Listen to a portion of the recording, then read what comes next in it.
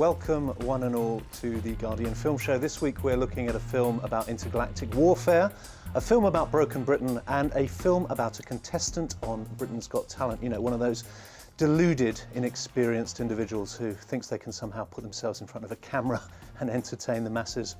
Just who the hell do they think they are?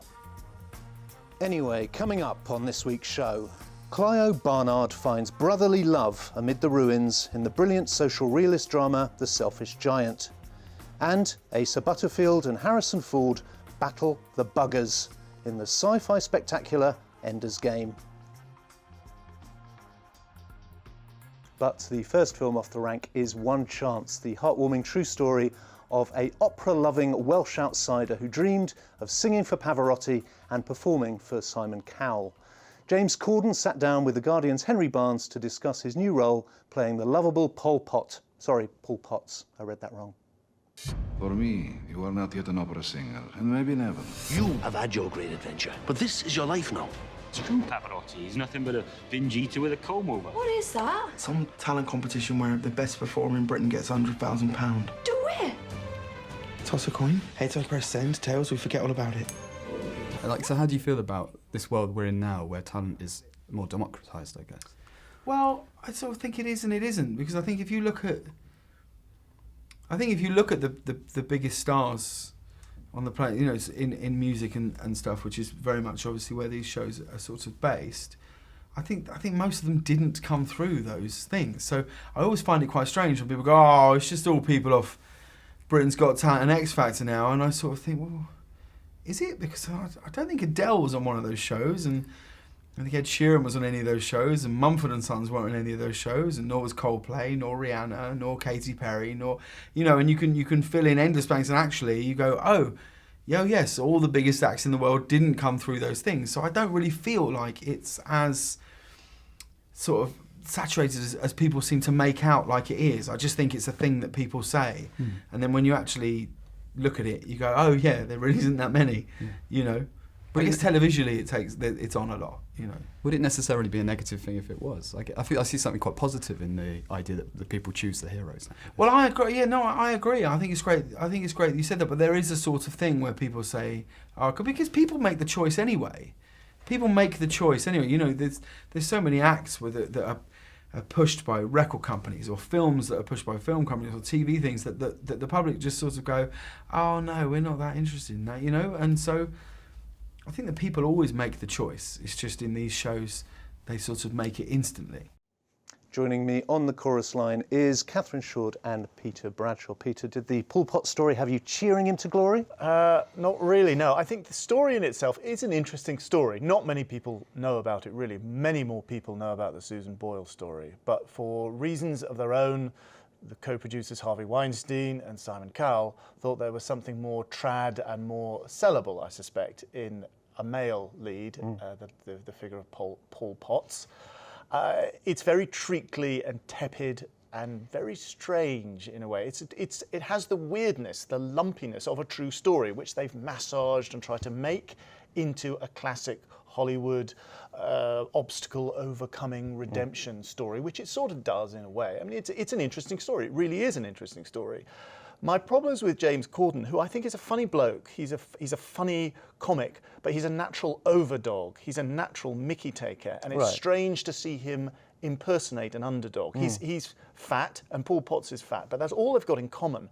Basically, he has the instincts of Ricky Gervais. He's there to take the mick a little bit. There's an underdog quality there, though, somewhere, isn't there? There's an underdog quality with Paul Potts, but not with James Corden. No, I don't think vulnerability. Not at all. No? I think he's as vulnerable as a pit bull. I mean, James Corden is a big bloke. He sentimentally kind of impersonates the mannerisms of somebody shy and vulnerable. Cuddly. But I don't think he's at all. That's not why he's funny. He's funny because he's, I think, a natural overdog, and I think there's something weird about him suppressing his natural comedy mojo to be this gentle, sweet-natured chap. And I don't think James Corden does that particularly convincingly. I think he's a funny guy, but that's not where his comedy smarts, if you will, lie. There's quite a sweet relationship with his girlfriend, Alexandra Roach, who I liked in this. She was good, and there's nice supporting turns from Julie Walters to give it that, I suspect, subliminally to give it a bit of a Billy Elliot vibe, and Cole Meany. She's the kind of loving mum. And she's the loving mum. Not much for her to do, really. I mean, she's phoning that one in. But she does a pretty good job, and she's there, I suspect, kind of to be a sense memory of Billy Elliot. Catherine, I have the sense that you preferred it a little to Peter. I did. I think looking back, what it doesn't have is charm. And that's its sort of key problem, where something like Billy Elliot did have kind of freshness and a vivacity. The way that they've made James Corden, as Peter says, not be a sort of overdog, which he naturally is to make him very vulnerable and sort of sweet and naive. And actually it comes out feeling slightly simple, which isn't perhaps that charming. For me, the biggest plus point for it and the most charming person was definitely Alexandra Roach. Isn't the problem with the film that it is parroting the reality TV dream, but whereas in actual fact all of this is kind of ephemeral, and it's no guarantee that if you make it on there, that's it. Yes. Quite the opposite. Yes. I mean, it's very naive, and it's a kind of disconcerting aspect of the film is you want to know, and then what happened? You sort of think, well, winning or doing well on Britain's Got Talent, that's great. Obviously, that's great, but we sort of want to know that he went on and he sang at La Scala Milan or something. Yeah. And it's a bit of a mystery as to what he's done after. He sort of disappears off the cliff, like all these people, like Steve Brookstein, like all these people. He just disappears, and what he did after that is of no interest. That's the point. Is he won a reality TV show, and his life was repackaged as this feature-length backstory, which could have been, recapitulated at sort of 5 minutes on the actual show. It probably was. Paul could get a job at the steelworks. Get a flat of his own. Hard to come by union benefits these days. I'd sooner sleep under a bridge. That can be arranged. No, Paul's going to be a wonderful singer. Oh, God. Yeah. I thought you two only met this morning. Nonsense. How could I be his girlfriend if we've only just met? No, it turns out that all the time we thought he was up there on his computer looking at pornography, he was actually emailing this lovely thing. Look at him blushing now. Couldn't you just eat him up? You'd need a couple of sittings. James Corden raising the roof in one chance. Next up, Ender's Game. It's a space opera about a talented kid who joins the international fleet and attempts, we should stress attempts, to save the world from evil aliens. The Guardian's Andrew Pulver went down to meet the film's director, Gavin Hood, and its star, Harrison Ford. When the aliens first invaded, they nearly destroyed us. They will be back. There's greatness in you, Ender. The world needs you. You were bred for this. You see things in a way we can't. Once we get into our 30s and 40s, people become jaded. And I think we don't listen to young people enough. We think we're here to teach them, and we can't learn from them. And yet they are the people who are, during that period of their life, are most engaged in questions of what's right and what's wrong, and they feel passionately about it. I think there are a lot of the thematic considerations, a lot of the emotional issues that are part of the fabric of this film are the concerns of the family unit in opposition to the political unit.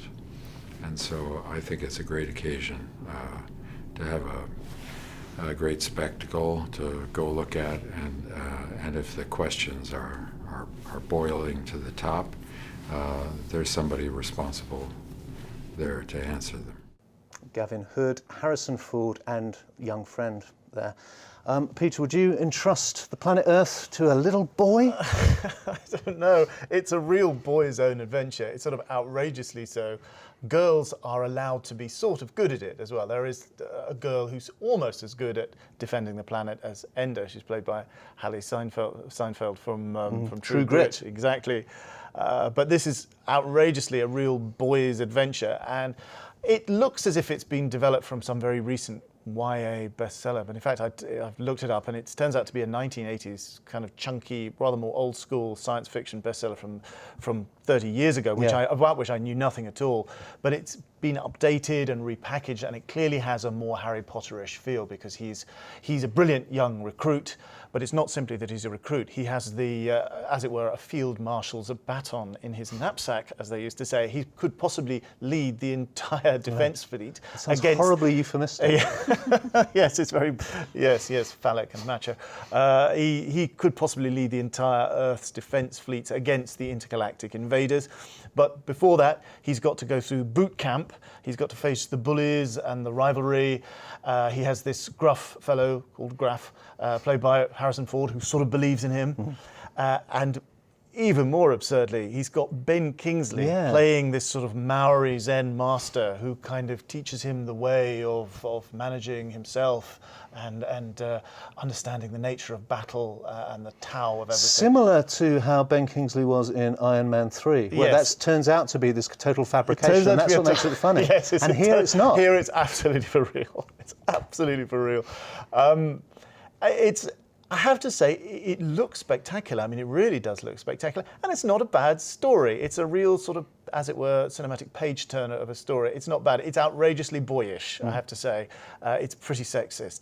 But it's kind of well put together. Asa Butterfield does it pretty well. He was the little boy in Hugo, and now he's matured into this rather kind of still interesting looking kind of young performer. I can very much see him becoming a sort of Jake Gyllenhaal figure in years to come. I can see that very clearly. But he doesn't do badly at all. He's really pretty good in the role. So it's ridiculous. I mean, it's entirely absurd. And at the end, it really bites off 1,000 times more than it can chew in terms of the morality of ruthless warfare. I mean, it's just bizarre and absurd.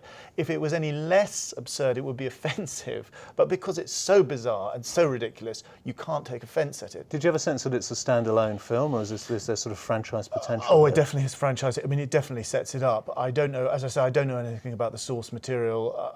As I say, I assume that it was a bestseller series with about sort of 15 books along your sort of 12-year-old bookshelf. I really don't know anything about it at all, but it certainly is being set up, and they're certainly saying, well, let's see how this plays. If it plays well, we've got Ender's Game 2 and Ender's Game 3. Yes, so we surely have. Yes. Catherine, are you going to be first in line to see this? Yeah. Catherine's going to love it. She's going to love it. You can't absorb these kind of losses. War isn't a game where you get to reboot and start over. That can't happen, understand? Yes, sir. Do you? Because I've trained others, each one ultimately a failure. All right, Colonel. He understands.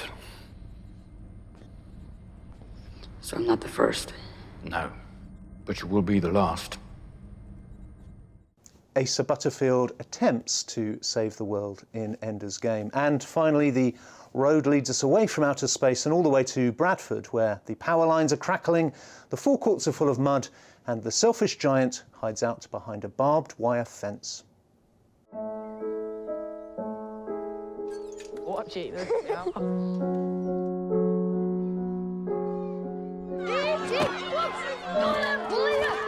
He's been excluded permanently. Sick? He's coming out. He's at school. He's better off there than hanging around here with you. Writer-director Clio Barnard spotlights a Britain on the fringes in The Selfish Giant, the story of two teenage foragers who trade in illegal scrap metal. Arbor and Swifty are stealing cable from railway tracks and substations, and their escapades prickle with incoming menace. There's some unscrupulous people out there getting kids to do their dirty work. Don't want you going down there no more. Reckon we could get that cable off at pylon? Probably about 500 quid. Don't even think about it, Arbor. It's too risky. Catherine, is The Selfish Giant what you would call a towering achievement? It is. It is certainly a towering achievement. However, it's a few stories less than I was anticipating. You know, one had heard so much about this. It was the big British hit at Cannes. You know, it's Clio Barnard's, triumphant follow-up to The Arbor, etc., etc. I'd been expecting it to be ever so slightly more devastating than I found it when I belatedly watched it yesterday. It's obviously great, but it didn't, I thought I'd cry at least, and I didn't. Maybe... No, I didn't cry, but I still think it's absolutely brilliant. I mean, I know that various colleagues of ours, Charlotte Higgins was reduced to a wailing, weeping wreck, apparently. She had to be wheeled out of the cinema. She always does. But yeah, it's not the tearjerker that it's cracked up to be necessarily, but it's incredibly powerful. It is very powerful, but it didn't knock me over. I'm sorry, it just didn't. You know, it's a good 4-star, but I don't think it's a 5. You know, it felt too kind of manipulative in the best possible way to be a 5 for me. Peter, is it a 5? For me, it was a 5. It didn't start out that way. I sat down to it. When I first watched it, I thought that it didn't have the purely formal and experimental quality of The Arbor, which really was something radically different from anything I'd ever seen before. Her experiment in verbatim cinema, using audio-taped testimony from real people and then getting actors to lip-sync it and create that weird, dreamlike, hyper-real effect. It was genuinely startling and new. The Selfish Giant is in a much more classic, familiar social realist vein, and there are elements in it which we've seen before in some of it, particularly the use of horses in a kind of wrecked sort of urban landscape. It's that you know, we've seen it before, though perhaps never quite as perhaps as strongly or as in such a heartfelt way. What I really what raised it for me was the performances of the boys and their relationship, and it dawned on me how their relationship was changing. Of Mice and Men at times, isn't it? Right, yes. I mean, what I liked was their relationship with each other. That means no. No, well, possibly. I don't know. Yeah, I'll take that on advisement, as they say in American legal circles.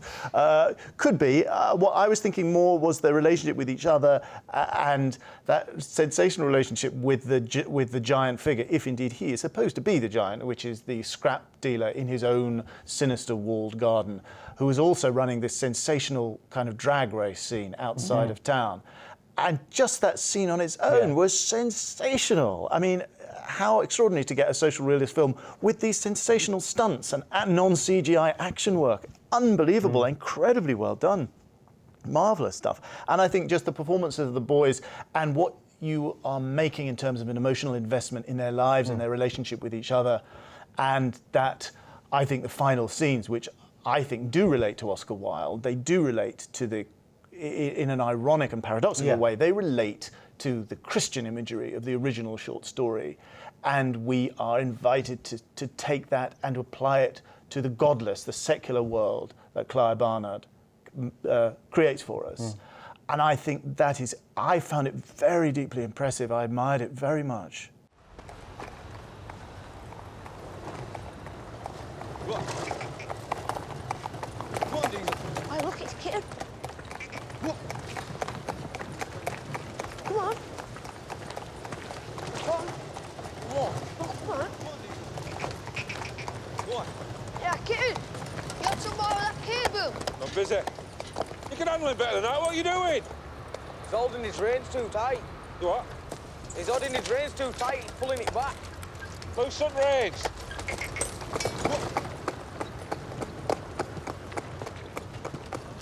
Where did you learn that? Taken to road races when I was younger. Mad for horses, him, you know. Trust me. Come on. Are you ready? Well, off you go. That's better. Why didn't you do that first time? What again? Clio Barnard's The Selfish Giant, and I think it's a 5. Sadly, selfishly, we are now out of time. My thanks to Peter Bradshaw and Catherine Shoard, to Paul Potts, and to the horses as well. We're back next week.